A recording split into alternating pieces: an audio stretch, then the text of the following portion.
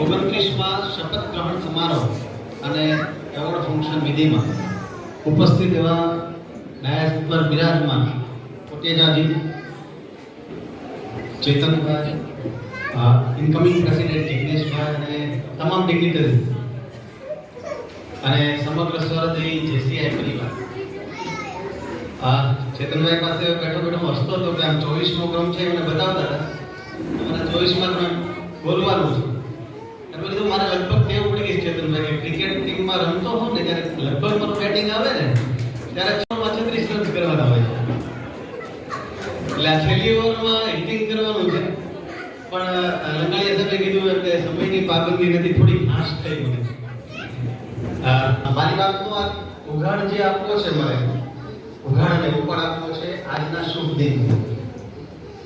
આજનો શુભ દિન છે, તમે સુંદર મજાનો આવો સરસ કાર્યક્રમ કરો છો અને હેતુ વગરનું હેત કરો છો એકબીજા સાથે. અને જોયો કે પરિવાર તમારો કેટલો સરસ એટેચમેન્ટ, બહેનોનો અંદર શરૂઆતમાં ફોટોગ્રાફ પડાવતા હતા, ભાઈઓ પણ આવ્યા ત્યારે ફોટોગ્રાફ પડાવ્યા હતા. બધાનું એકબીજા સાથે આત્મીય બંધન છે. અને કોઈ આમાં એક એવી પ્રવૃત્તિ છે જેમાં કોઈ કમિશન વગરનું તમારું મિશન છે. કોઈ કમિશન નથી આ કાર્યક્રમનું, છતાં તમારું મિશન એટલું સરસ છે કે તમે આખા વર્ષ દરમિયાન, આ કોરોના કાળ દરમિયાન પણ આટલું સરસ કામ કર્યું. એટલે આજનો શુભ દિન 21મી ફેબ્રુઆરી એટલે વિશ્વ માતૃભાષા દિવસ. એટલે મારે કહેવું જોઈએ કે વાત મારી જેને સમજાતી નથી, ખલીલ ધનતીજવીનો શેર છે. વાત મારી જેને સમજાતી નથી તે ગમે તે હોય પણ ગુજરાતી નથી. મને મારી છાતી ગજગજ બોલે છે કે હું પણ ગુજરાતી છું અને મારી માતૃભાષા પણ ગુજરાતી છે. આજે વિશ્વ માતૃભાષા દિન છે અને નવી રાષ્ટ્રીય શિક્ષણ નીતિ પણ ભલામણ કરે છે. આપણે તાજેતરમાં જ નવી રાષ્ટ્રીય શિક્ષણ નીતિ 2020માં પબ્લિશ થઈ, એની પણ ભલામણ એ જ છે કે બાળકને માતૃભાષામાં શિક્ષણ આપવું. એનો મતલબ એવો નથી કે આપણે અંગ્રેજીથી એને વિલુપ્ત કરી દેવા છે. આપણે બીજી કોઈ સંસ્કૃતિનો અસ્વીકાર નથી કરવો, સ્વાગત જ કરવું છે. પણ કોઈ મને હાવ આર યુ પૂછે નહીં કરતા કેમ છે પૂછે ને વધારે મજા આવે. ધ્રુવ દાદાએ ધ્રુવ ભટ્ટે કોચિંગ તો કોઈ મને રસ્તે મળે ને પછી ધીરેથી પૂછે કે કેમ છે, આપણે તો કહીએ કે દરિયાશી મોજ અને ઉપરથી કુદરતની રહેમ છે. એટલે કેમ છે પૂછે ને તો એમને એક જીવન એમ કેમ છે. આપણે એવું લાગે કે જીવન બધું એમ કેમ છે. હેલો હાવ આર યુ માં થોડીક આપણે ફોર્માલિટીઝ વધારે લાગતી હોય છે. અને પ્રખ્યાત વૈજ્ઞાનિક ડોક્ટર અબ્દુલ કલામ અને નાર્લિકર જેવા વૈજ્ઞાનિકે એવું સાબિતી સાથે કીધું છે કે પાયાનું જે અભ્યાસ છે બાળકનો, જિગ્નેશભાઈ બોલે શિક્ષણ ઉપર ન બોલે પણ મારો વિષય શિક્ષણ તરફનો જ રહેશે, એનાથી થોડું વિરોધ હું બોલીશ. પાયાનો જે અભ્યાસક્રમ પ્રાથમિક શાળામાં કમસે કમ તો બાળક છે એ માતૃભાષાના માધ્યમ દ્વારા ભણે એ ખૂબ જ જરૂરી છે. એટલે અહીંયા બેઠેલા સૌ મિત્રોને હું વિનંતી કરીશ કે તમારું બાળક જો નાનું હોય તો નિર્ણય લેવામાં દ્વિધામાં હો કે ઇંગ્લિશ મીડિયમમાં મૂકવું કે ગુજરાતી મીડિયમમાં મૂકવું, તો હું ચોક્કસપણે કહીશ કે બાળક તમારું માતૃભાષાના માધ્યમમાં ભણે જરૂરી છે. ઉત્તમ અંગ્રેજી બનાવીએ પણ માધ્યમ તો ગુજરાતી થાય. અંગ્રેજી ઉત્તમ બનાવીએ એની ના નથી. જેમ કે હું તમને ઉદાહરણ આપું કે તમે કોકા કોલા પીવો કંઈ વાંધો નથી, પણ કોકા કોલાવાળાએ ક્યારે એવું કીધું છે કે તમે તાજું લીંબુ શરબત ન પીતા કે તાજી છાશ ન પીતા, એવું કહે છે કે? તો શું કામ? આપણે આપણી કાકી, માસી, મામી કોઈ બધી વાલી જ હોય, પણ માની બોલે તો ન જાણે ને. એટલે આપણે માનું મહત્વ તો ભૂલવાનું જ નથી. આજે માતૃભાષા દિન છે એટલે માનું મહત્વ હું એટલે તમને કહું છું કે આપણે આંખ કરતા ચશ્માને મહત્વ ક્યારેય ના આપીએ, પગ કરતા જોડાને મહત્વ ક્યારેય ના આપીએ. ભલે એનું પણ મહત્વ છે, ચશ્માનું પણ મહત્વ છે, પણ આંખ જ ન હોય તો તમે ચશ્માનું શું કરશો?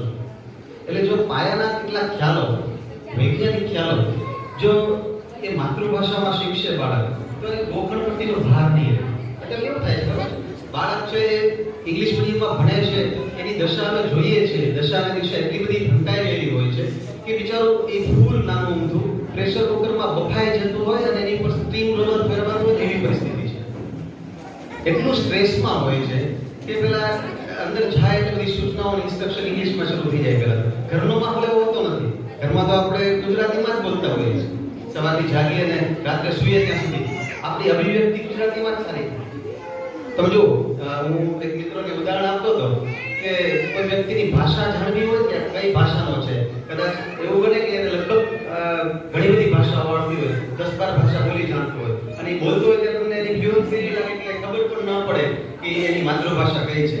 પણ એ ખબર પડી હોય તો કેમ ખબર પડવાની? અમે હોસ્ટેલમાં રહેલા છે, તોફાન કર્યા છે જતનભાઈ. તો રાત્રે કડકડતી ઠંડીમાં ગોદડું ઓઢીને સૂતો હોય અને અચાનક જ એની ઉપર એકદમ ઠંડુ પાણીની ડોલ તમે નાખો અને જે શબ્દોથી એની ગાળો ફેંકા, એની માતૃભાષા, એની માતૃભાષા. આપણે સપનું કોઈ દી અંગ્રેજીમાં જોઈએ છીએ?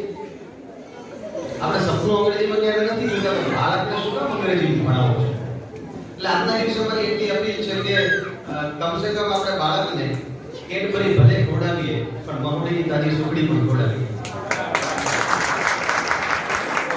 એટલે અંગ્રેજી ભાષાનો બિલકુલ વિરોધ કર્યા વગર હું આજે કહીશ, અને દરેક ભાષાની પોતાની અનન્ય પુષ્પો હોય છે, ઓરમા હોય છે. જેમ તારે જમી કેટલી ટેગલાઈન છે ને, એવરી ચાઇલ્ડ ઇઝ સ્પેશિયલ, એમ એવરી લેંગ્વેજ ઇઝ સ્પેશિયલ. દરેક ભાષા અનન્ય છે. આપણે દરેક ભાષાનું સન્માન કરીએ છીએ. અને નવી રાષ્ટ્રીય શિક્ષણ નીતિ તો એવું કહે છે કે બાળકને જે ભાષા શીખવી એની છૂટ આપો. એને કદાચ રશિયન શીખવી છે, ફ્રેન્ચ શીખવી છે, તો એની વ્યવસ્થા પણ કરવાનું અમે ભલામણ કરે છે. એટલે બીજી ભાષા શીખવાની ના નથી, પણ આપણે માતૃભાષા છે એ ક્યારેય ન ભૂલીએ. અને માતૃભાષા સાથે એની કહેવાય સંસ્કૃતિ પણ જોડાયેલી છે. તમે જુઓ, 10 કરોડ રૂપિયાનો ચેક આપણે લખશું ને તો પણ 10 crores only એવું લખશું, 10 crores only. અને માત્ર 5000 રૂપિયાનો ગુજરાતીમાં લખશું તો 5000 પૂરા લખશું, હે ને? 5000 પૂરા. આપણે સંતોષનો ભાવ એમાં છે. એટલે જો ભાષા બદલાય એટલે આપણી સંસ્કૃતિ છે એ બદલાતી હોય છે. અને આપણે ફૂલ ભણું મૂકીને મોંઘીદાર ચટણી ખાવા ન જવાય. અહીંયા જમવામાં તમે બધા રાહત જોઈ રહ્યા છો અને બધાની લાગણી પણ ધરે છે કે ક્યારે ભોજન માટે બોલાવે ને આપણે જઈએ. પણ ચટણી હશે, ચટણી ઉપર આપણે ધ્યાન કોન્સન્ટ્રેટ કરશું કે આપણું મેનુ જે મેઇન કોર્સ છે એની પર કોન્સન્ટ્રેટ કરશું? સ્વાભાવિક છે. એટલે બીજી બધી ભાષાઓ છે એ આપણી ચટણીઓ છે અને મુખ્ય ભાષા આપણી છે એ ભૂલાઈ ન જાય. અને અત્યારની સાઈરામ દવેની કદાચ તમે વાત સાંભળી હશે કે મમ્મીઓ ઘણીવાર અંગ્રેજી શીખવાડવા માટે એટલી ભેલછા એમાં હોય છે કે એની વાર્તા પણ એવી અલગ એવી વિચિત્રતાથી કહે છે. શંકર રામાયણ કહે. શંકર રામાયણ કેવી હોય કે રામના ડેડી કિંગ દશરથને તેઓની થર્ડ ક્વીન કૈકેયીના કહેવાથી રામને 14 યર્સ માટે ફોરેસ્ટમાં મોકલી દીધા. આવી શંકર રામાયણ હોય. વંશકોને કાગડા, સિદ્ધિકોને બાકડા, જીવો જાફડા ફાફડા મિક્સ થતું હોય તો એની ગુજરેજી ભાષા છે. ગુજરાતી નથી, અંગ્રેજી નથી, ગુજરેજી ભાષા અથવા ગુજરીશ ભાષા બોલવી એની કરતા બેટર છે. આ બાવાના બેય બગડે છે. નથી ગુજરાતી એની પરફેક્ટ સારી થતી, નથી અંગ્રેજી સારી થતી, એટલે બંને બગડે છે. અને આમ પણ તમે જુઓ, ગુજરાતી મહિનાના નામ આપણા બાળકોને આવડે છે ત્યાં આપણે જોવાનું છે. કારતક માક્ષર પોષ મહા, આ મહિનાના નામની સાથે ચંદ્રની કળાઓ જે જોડાયેલી છે, ચંદ્રની કળાઓ સાથે આપણા વાર તહેવારો જોડાયેલા છે. દિવાળીના તહેવારોમાં જો કેટલો આપણે આનંદ હોય, વાઘ બારસથી શરૂ કરીને ધનતેરસ, કાળી ચૌદસ, દિવાળી, બેસતું વરસ, ભાઈબીજ, આખો એક અઠવાડિયું આપણે કેટલો ઉજવીએ છીએ. તો એ ગુજરાતી કેલેન્ડર સાથે સંકળાયેલી બાબતોની સમજ આપણે બાળકોને આપવી પડશે. અંગ્રેજીની મર્યાદા સંબંધોમાં પણ આવી જાય છે. જુઓ, ત્યાં mother, father, sister, brother, uncle, aunty, બસ. પછી મામાને માટે મેટરનલ અંકલ, મેટરનલ આંટી, મામી માટે એ શબ્દો વપરાય. પણ તમે ગુજરાતીમાં તમે જુઓ તો કેટલા બધા નામ તમે અંગ્રેજી ક્યાંથી ગોતવા જાઓ? દિયર, દિરાણી, જેઠ, જેઠાણી, પૌત્ર, પૌત્રી, દોહિત્રી, દોહિત્ર, વેવાય, વેવાણ, વડસાસુ, વડસસરા, આવા તો ઘણા બધા શબ્દો. કરિયાવર શબ્દ ક્યાંથી તમારે અંગ્રેજી શું કરશો? ધોતીનું અંગ્રેજી શું કરશો? ઘીનું અંગ્રેજી શું કરશો?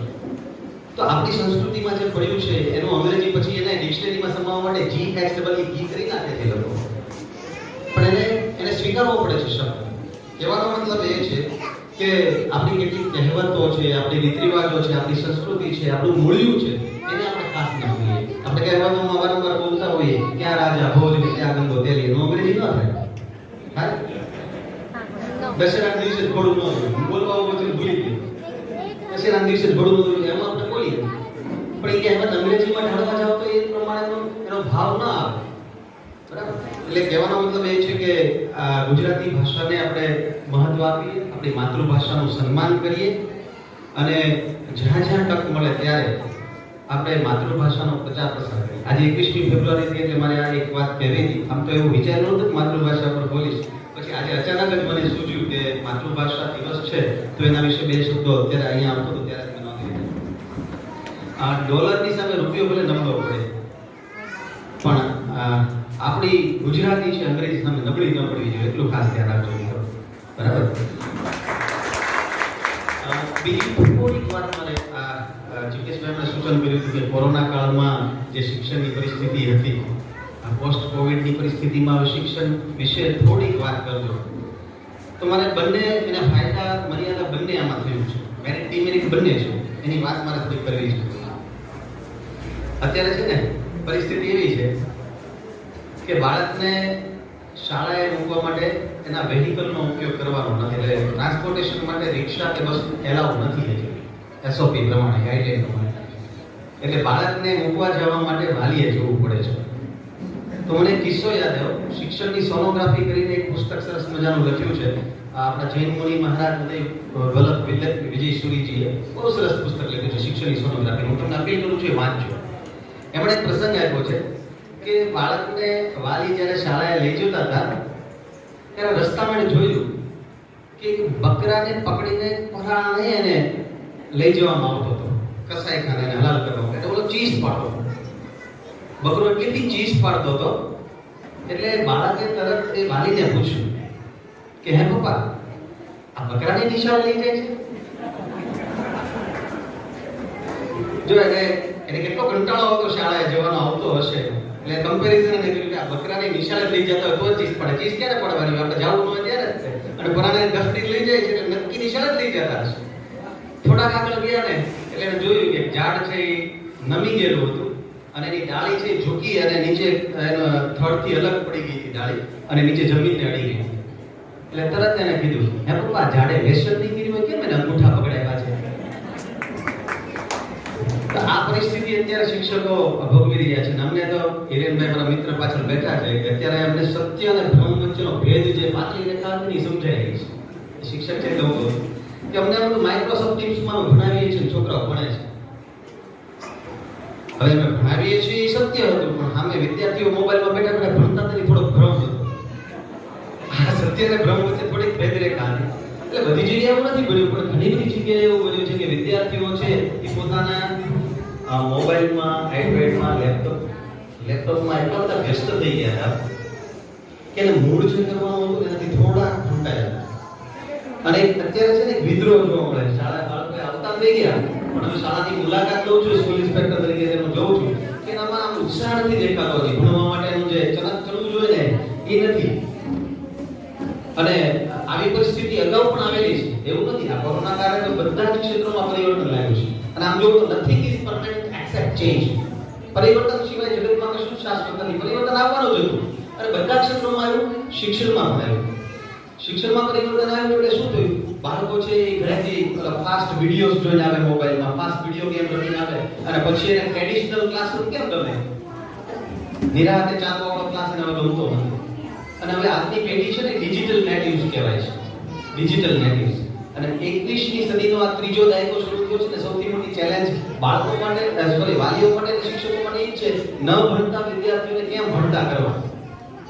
કારણ કે એટલી બધી ફાસ્ટ વિડીયો ગેમ્સ રમે છે ને પછી એને પરંપરાગત રીતે ધીમે ધીમે બોલવાવાળો શિક્ષક ગમતો નથી. અને આવો એક વિદ્રોહ એક પ્રકારનો બાળકમાં જોવા મળે છે.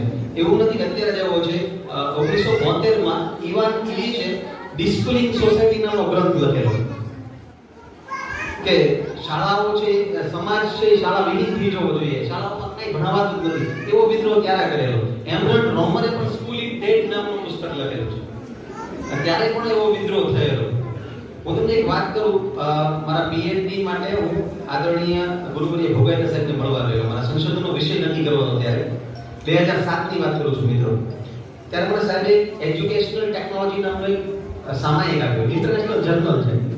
અને ઇન્ટરનેશનલ જર્નલમાં મેં જોયું, ખંખોળ્યું તો 14 આર્ટિકલ્સ છે એ મોબાઈલ દ્વારા શિક્ષણ પર ના થાય, એજ્યુકેશન મોબાઈલ પર. 2007 ની વાત કરું છું. ત્યારે હું હસતો હતો સાહેબ, અત્યારે મોબાઈલ લઈ જવા પર પ્રતિબંધ છે શાળામાં, અને અત્યારે મોબાઈલની લત બાળકોને છૂટાવવા માટે કોશિશ બધા વાલીઓ કરે છે. ત્યારે કલ્પના નહોતી કે જે વાલી મોબાઈલની લત છોડાવવા કોશિશ કરે છે મોબાઈલ નો લઈ આવી છે, એવું આપણે કલ્પના નહોતી ત્યારે. એ તો કોરોના કાળ વડે. પણ મારા આશ્ચર્ય વચ્ચે એ 2007 ના આર્ટિકલ્સમાં મિલશે મારે આ વિષય પર સંશોધન એટલે નથી કર્યું કે આપણે જ્યારે શિક્ષણને પડતું ભણતા જે 50 વર્ષ વયા જશે, આપણે જે એ બધા દેશોમાં આવે પછી આવતા આવતા જે વાર લાગશે. અને અમારી શાળાની બહાર અમે બોર્ડ માર્યું છે ધીમે હાલો, એ વાહન માટે માર્યું છે ધીમે હાલો, પણ હવે શાળા ધીમે આવી છે. એટલે ધીમે ધીમે જે આમાં હશે છે. મને નથી લાગતું કે મોબાઈલ દ્વારા એજ્યુકેશન અમારી શાળામાં આવી જાય, એ પણ સરકારી પ્રાથમિક શાળામાં. તો કે ના, પરિવર્તન આવશે, જોજો. એટલે મને એમ થયું કે ના સાહેબ આ ખરેખર ફ્યુચરોલોજિસ્ટ હતા કે 2007 પછી 2014 માં મારી શાળામાં ટેબ્લેટથી વિજ્ઞાન શિક્ષક ભણવા મળ્યું. હું ત્યારે કોપની પ્રાથમિક શાળામાં આચાર્ય હતો. મારી શાળામાં ટેબ્લેટથી શિક્ષક, ગણિત વિજ્ઞાન શિક્ષક વિજ્ઞાનના વિડીયોઝ દેખાડતા હતા, એન્ડ્રોઇડ એપ્લિકેશનનો ઉપયોગ કરી ભણાવતા હતા 2014 માં. પછી તો કોરોના કાળ આવ્યો એટલે આપણે બધા જ મોબાઈલથી ભણાવવા મળ્યા. અને આ ડિજિટલ નેટિવ છે એટલે આજની પેઢીને છે તમે જુઓ મોબાઈલમાં એટલું ફાસ્ટ બધું કરીએ કે ને તમારે કોન્ટેક્ટ સેવ કરવો હોય તો વાર લાગશે આપણે ટાઈપ કરતા, પણ ક્યાં શું કરીશું ગોતતા આપણે વાર લાગશે. પણ જો છોકરાને આપશો ગોતતે તો ફટકાથી ગોતી દેશે. મારી દીકરી અહીંયા સ્વરા હાજર છે, એ એનો માસી દીકરો નંબર એ ઘણી વાર વાત કરે ઓલી ગેમ મને જેન્ડર યાદ નથી. મેં કીધું લાલ મેં જેન્ડર શીખવાડી, આને કોને જેન્ડર શીખવાડી કે જેન્ડર છે કે આ ટ્રાન્સફર કરવાની એપ છે એ મને કીધું કોણે? પણ આજની પેઢી શીખી લે છે, તરત શીખી લે છે. એટલે આપણે પણ તૈયાર રહેવું છે. આપણે ટેકનોલોજી ભાગવાનું નથી, ટેકનોલોજીના ઉપયોગથી ભણાવવાનું છે. પણ ટેકનોલોજીનો મિસયુઝ ન થાય એ પણ આપણે જોવાનું છે. ટેકનોલોજીથી શિક્ષણ ચોક્કસપણે સરળ બને છે, અસરકારક બને છે, આંતરક્રિયાત્મક બને છે. પહેલા જે હું ઇલેક્ટ્રોન પ્રોટોન હું ભણતો ત્યારે મને નહોતું સમજવાનું, હવે વિદ્યાર્થી સમજાવવું હોય તો વિડીયો દ્વારા ખૂબ સરસ રીતે સમજાવી શકું છું. પહેલા તારાઓ, નક્ષત્રો, બ્રહ્માંડ ભણતા ત્યારે નહોતું સમજાતું, ત્યારે બ્રહ્માંડના એક ગ્રહ ઉપર કેટલી સુંદર વિગતો વિડીયો સ્વરૂપે આપી છે. એટલે એજ્યુકેશન આંતરક્રિયાત્મક બને છે, પણ એનો ઉપયોગ પ્રોપરલી થાય તો. બીજું, વિદ્યાર્થી સ્વગતિએ પોતાના સમયે પોતાની અનુકૂળતાએ રાત્રે 12 વાગે જાગી ગયો મન થાય ભણવાનું તો પણ ભણી શકે છે. 24/7 એટીએમ જેવું છે આમાં, ગમે ત્યારે મન થાય ત્યારે. એટલે સ્વગતિએ પોતાના સ્થળે પોતાની અનુકૂળતાએ એ ભણી શકે છે. પણ એની એક સામે મર્યાદાઓ પણ છે, ફાયદાની સામે મર્યાદાઓ પણ છે. કઈ કઈ? તો કે મોટોરોલા કંપનીએ 1983 માં પોતાનો પહેલો હેન્ડસેટ બનાવ્યો ને, એ 900 ગ્રામનો હતો, ખોટે જાય 1 કિલો વજનનો હતો. પછી જો તમે મોબાઈલ કેટલા બધા નાના સ્લિમ ટ્રીમ થઈ ગયા. હવે આ સ્લિમ સ્ક્રીનની સામે બેઠેલો બાળક સતત બેસી રહે તો સ્ક્રીન નાની થતી ગઈ. ટીવીની પણ તમે જો ક્યાંક પેલા જાડી આટલી લેતા, ખબર આટલી લેતા, પાછળ કોડ નીકળેલા બ્લેક એન્ડ વ્હાઈટ. મારે હું બધામાં નોકરી કરું ત્યાં સુધી બ્લેક એન્ડ વ્હાઈટ ટીવી વાપર્યું. પછી ટીવી સ્ક્રીન થતા ગયા, પણ એની સામે જે બેઠેલો બાળક છે ને એ ફેક્ટ થતો. શિક્ષણ એમાં 3 ડોમેન છે. કોગ્નિટિવ ડોમેન, જ્ઞાનાત્મક પાસું છે, એફેક્ટિવ ડોમેન, ભાવાત્મક પાસું છે, અને સાયકોમોટર ડોમેન, ક્રિયાત્મક પાસું છે. આ ત્રણેય પાસાઓ પર ભાર દેવો જોઈએ. એની બદલે આપણે જ્ઞાનાત્મક પાસા ઉપર માત્ર ભાર દેવા પડ્યા. પહેલા બેને આ અછૂત ગણ્યા, એટલે જો રમતગમતનું પ્રમાણ શાળાઓમાં ઘટ્યું. અને એ નુકસાની છે બાળકને, કારણ કે મેં કીધું સ્લિમ સ્ક્રીનની સામે બેઠો ઇફેક્ટ થતો ગયો છે, બાળક કરતો ગયો. અરે કોરોના કાળમાં મેં સાંભળ્યું અમુક સ્કૂલો તો સાહેબ પીટી ના ક્લાસ પણ ઓનલાઈન લેતા હતા. બોલો મેં કીધું આ કેમ? પહેલા દાવમાં એક આમ કરવાનું છે, બીજા દાવમાં આવું કરવાનું છે. ડ્રોઈંગ ના ક્લાસ પણ ઓનલાઈન. પછી મેં કીધું વિનંતી કરી, મેં તો મારી દીકરી ભણે છે ને શિક્ષકને કીધું ડ્રોઈંગ ના ક્લાસ ઓનલાઈન લેવા દે તો સારી વાત. ઘરે ડ્રોઈંગ કરી તમને ફોટો પડી મોકલશે, તમને એમાં શું વાત? એટલે જે કહેવાનો મતલબ એ છે કે અત્યારે બાળક છે એ સતત નેટ ઉપર રહે છે, તો નેટનું એડિક્શન એ પણ એક મોટી સમસ્યા છે. નેટિક શબ્દ છે, મૌલિક શબ્દ છે, નેટિક. નેટનું એડિક્શન એને થઈ જાય છે.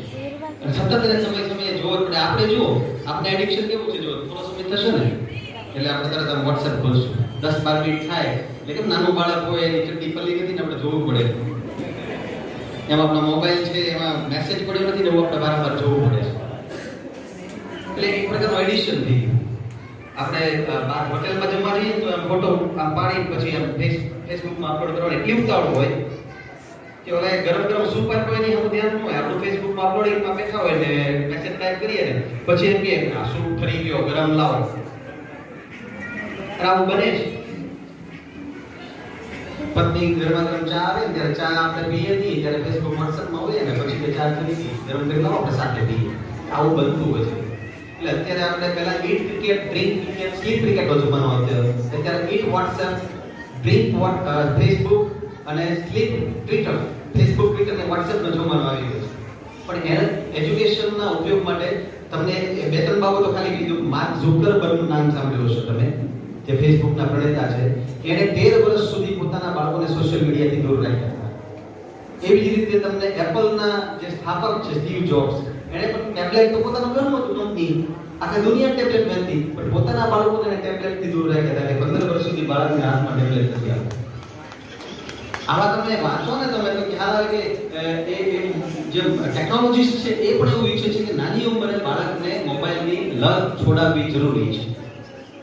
અને આપણે પણ મોટાએ પણ હું પ્રયત્ન કરું છું, હજી એવો પ્રયત્ન થયો કે હું સતત પહેલા જોતો વોટ્સએપ, એ પેલા 2 કલાકે જોતો થયો છું, 3 કલાકે જોતો થઈશ. સ્વાભાવિક રીતે ઘરનાની તો ફરિયાદ હોય, મોબાઈલમાં તમે પડ્યા પાત્ર રહો છો, તો એ પણ ફરિયાદ દૂર કરવા માટે આપણે પણ પ્રયત્ન કરવો પડશે.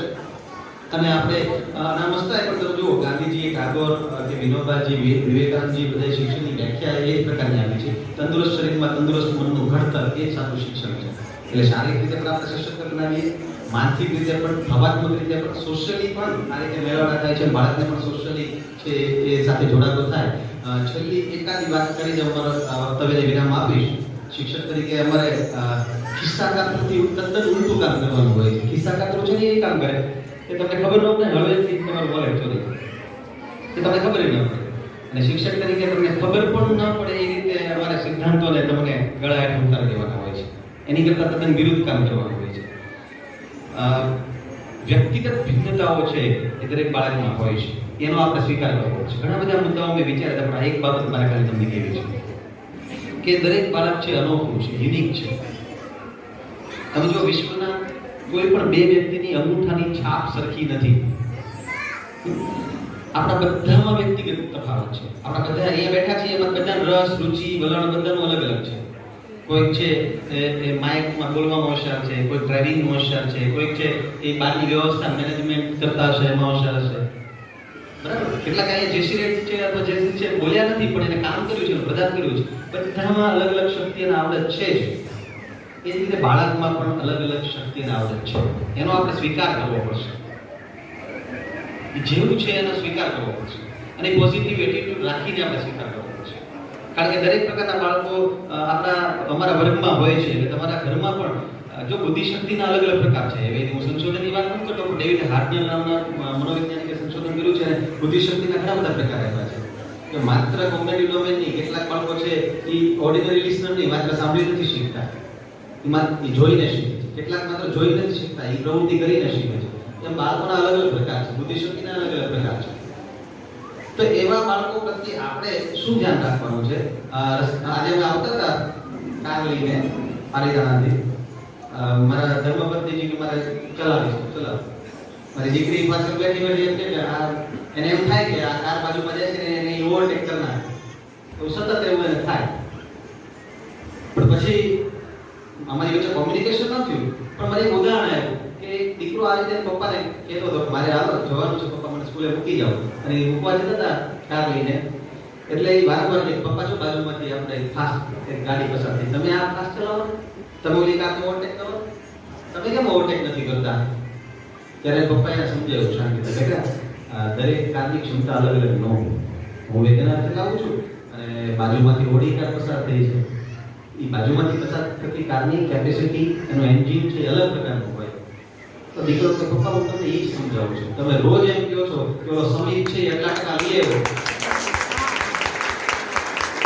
એને 92 ટકા આવ્યા, તારે જે 80 જાય. તમે રોજ સરખામણી કરો છો સંદીપ આરે, સુશીલ આરે, સુમિત આરે, મારી સરખામણી બધા સાથે તમે કરો છો. કારની સરખામણી કરો તમે સ્વીકારો કે એન્જિન અલગ અલગ હોય છે, એમ અમારી બધાની કેપેસિટી અલગ અલગ હોય છે. એ છે ભણવામાં હોશિયાર છે, રમવામાં હોશિયાર છે.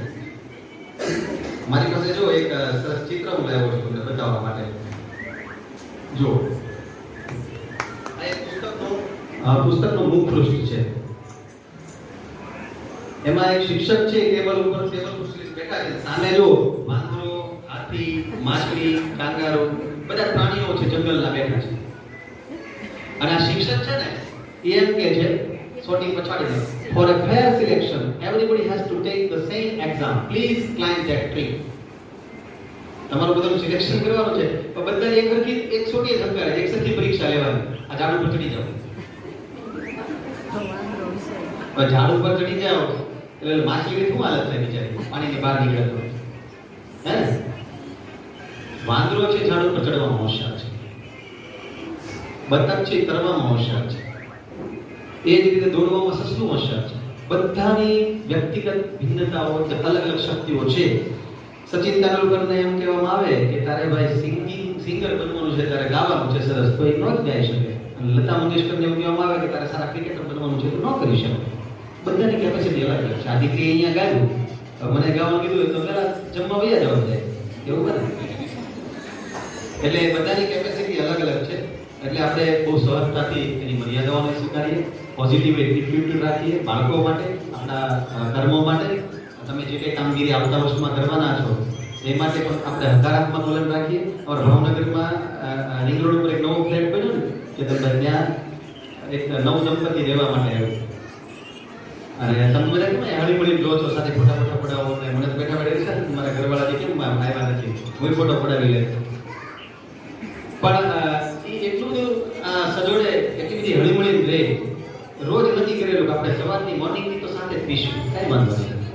સવારે બાલ્કની બેઠા હિંચકા પર બેઠા ચા પીવે, ચાની ચુસ્કી લેતા છે એ અલગ મલગની વાતો કરે. સવારે જાગીને પેલો તૈયાર થઈને છાપું વાંચતો હોય બાલ્કનીમાં હિંચકા ઉપર, ત્યાં એની ધર્મપત્ની ટ્રેમાં ચા બે કપ લઈને આવે, બંને પીવે સાથે અલગ મલગની વાતો કરે. એની પત્ની રોજ એમ કે વાત કરતા સામે ઓલા બેગ રહે છે ને એને કપડાં ધોતા નથી બરાબર. કેમ કે જો ને ડાઘા દેખાય સફેદ કપડાં વારંવાર હું જોઉં છું ને રોજ આવા જ કપડાં ધોવાય. એના બધે એની હર્ષભાઈ મૂકને છે ને આપણે બીજી કંઈક વાત કરીએ, બીજી વાત ગડાવી છે. આવું રોજનો નિત્યક્રમ થઈ જાય.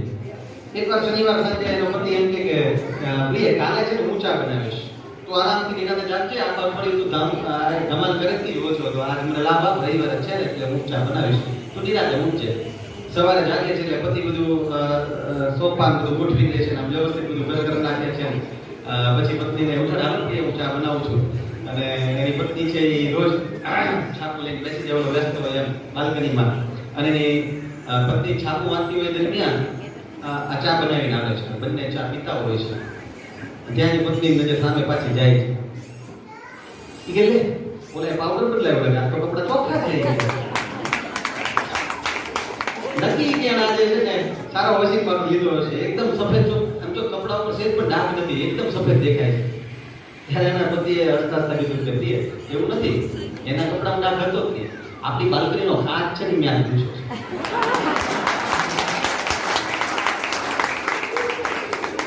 એટલે કાચ ઉપર ધૂળ જામેલી હોય અને પછી આપણે એમ કહીએ ચશ્મા ઉપર ધૂળ જામેલી હોય, પછી આપણે એમ કહીએ કે દુનિયામાં ધૂળ સિવાય કાંઈ છે જ નહીં, દુનિયામાં ધૂળ સિવાય કશું જ નથી, પણ આપણા ચશ્મા સાફ કરવા જોઈએ. એટલે દ્રષ્ટિની દ્રષ્ટિકોણ બદલો. હમણાં પેલી સિરિયલ આવે છે ને અહલ્યાબાઈ, એમાં શબ્દ આવે છે દ્રષ્ટિની દ્રષ્ટિકોણ બદલીએ. એટલે આપણે પોઝિટિવ દ્રષ્ટિકોણ રાખીએ, બાળકો પ્રત્યે પણ પોઝિટિવ દ્રષ્ટિકોણ રાખીએ, આપણા સહકાર્યકરો પ્રત્યે અને આ સંસ્થાના કામ પ્રત્યે હકારાત્મક વાતાવરણ ઊભું કરીએ. ટીમ વર્કથી કામ કરશું, team work divide the task in double the success. તો તમને બધાને આગામી વર્ષમાં જે શ્રી પ્રેસિડેન્ટ જિગ્નેશભાઈ અને આખી ટીમ એટલી સરસ રીતે કામ કરો એવી અંતઃકરણની શુભકામનાઓ તમે બધાએ મને આમંત્રણ આપ્યો. ખૂબ શાંતિથી ધીરજથી સાંભળ્યો, સહન કર્યો, એ બદલ ખૂબ ધન્યવાદ.